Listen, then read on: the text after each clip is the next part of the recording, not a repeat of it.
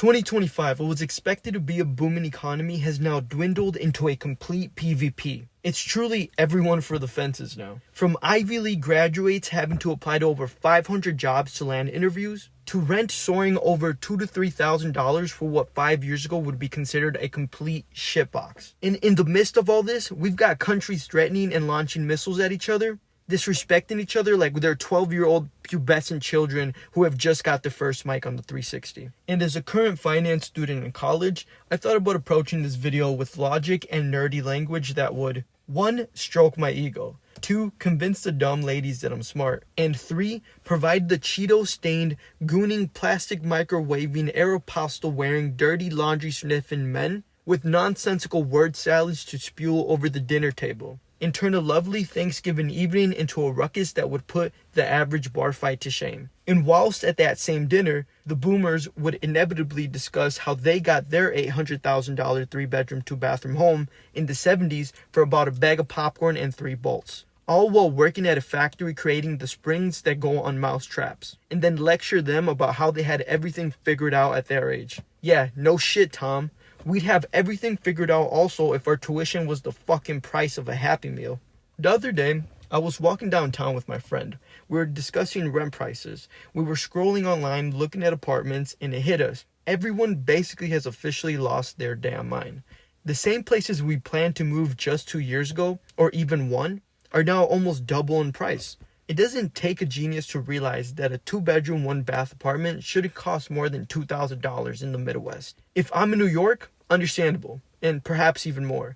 But I'm in the Midwest, where the closest thing to New York we have is a homeless guy wearing a I Heart New York shirt that the Salvation Army dropped off. And don't even get me started on home prices. The average 3-bedroom, 2-bath home is going for about $700,000 in my area. Let me put that into perspective for you. For the last couple generations, everyone followed some form of debt-to-income rule. 28-36 splits are the most common ones. The 36% rule basically says that no more than 36% of your gross monthly income, that's before taxes of course, should go towards debt payments. That includes mortgage, car payments, student loans, credit cards, and any other minimum. So let's say I buy at asking price, disregarding the fact that an entity like BlackRock or a foreign investor might swoop up and pay 20% over asking price in all cash. Let's say I manage to get it for $700,000 using a standard loan, not a FHA, not a 203 FHA or VA, which by the way often just inflates your home insurance to cover the risk. We're putting 20% down, that'd be around $140,000 in cash, which who the fuck has $140,000 in cash these days? Which leaves $560,000 financed in a 30-year loan at an average rate of 6.5 interest. That gives you a mortgage payment of about $3,750 for principal and interest, not including HOA fees, home insurance, property tax. Altogether, that easily adds up to over $4,500 a month. Now, using the 36% rule, your gross monthly income would have to be about $12,500 or the equivalent to $150,000 a year. And that's if you have no other debt and if you don't want to end up house poor. You may be asking, what's being house poor? Think about that one friend who bought a home, can't make it to the end of the month, and is out here using Afterpay to buy a dinner box from Pizza Hut just to eat their crippling financial anxiety away. That's house poor. So then again, you'd need to make around $150,000 a year to comfortably afford a $700,000 home.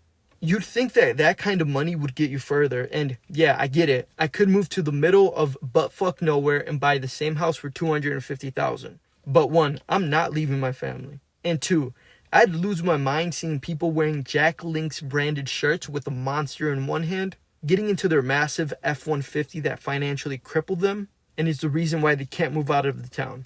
And that's just housing. Grocery prices aren't looking much better either.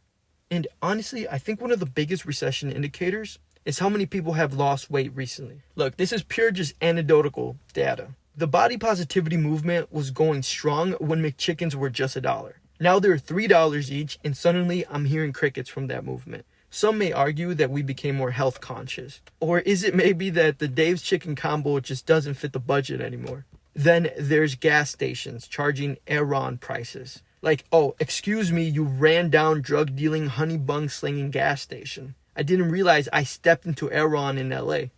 Another recession indicator hit me while I was at work. During a meeting, a regular employee just like me interrupted a meeting to recite a poem for the managers. Hands down, that was the most throat-throbbing, gargling dick suck I've ever seen in my entire existence. We've all seen layoffs at places like UPS, Google, Microsoft, etc., and it's scary, of course. A lot of us are scared of losing our jobs right now, and that's honestly quite sad. We used to work to live, now we live to work. And we're gonna see the fallout from all these layoffs, maybe not today, but soon. Most people don't care right now because a job report's saying that we're fine. But those numbers, one, are skewed as hell, and two, they're lagging indicators. Honestly, I trust a random truck driver on YouTube with 500 subscribers more than I trust CNN. Dude tells me how tariffs are about to destroy everything in his deep southern accent that I swear he's speaking Minecraft enchantment table. And at this point, we all know that corporate culture is full of bullshit. No loyalty from companies, no long-term security. But that poem guy, yeah, that definitely broke me. Everyone just applauded like some corporate guinea pigs. It just snapped everything into perspective.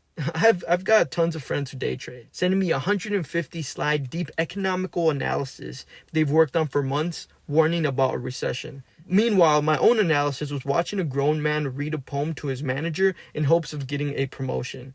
And typically, those are the first to go when budget cuts come around. I know this sounds doom and gloom, but look, I'm not going to sit here and tell you skip the coffee like some millionaire guru who's never lived through this in their life. I'm not about to tell you to make butter at home, cut every fun thing out of your life. All I'm going to say is just be mindful. Do you really need that $300 pair of shoes? Or is the money better spent on experiences you'll actually remember? And honestly, I hate to sound like a boomer Dave Ramsey, but try to build some form of emergency fund, at least 1 month. I'm telling you, it's worth it and you'll thank yourself later. And if things really do end up going down, like the 5 view per video Midwestern truck, then at least stock up on some other than that. Keep hustling, do what you can, but don't forget to enjoy the now. And realize you're not in this fight alone. From Gen Z all the way to boomers, we're all in this together.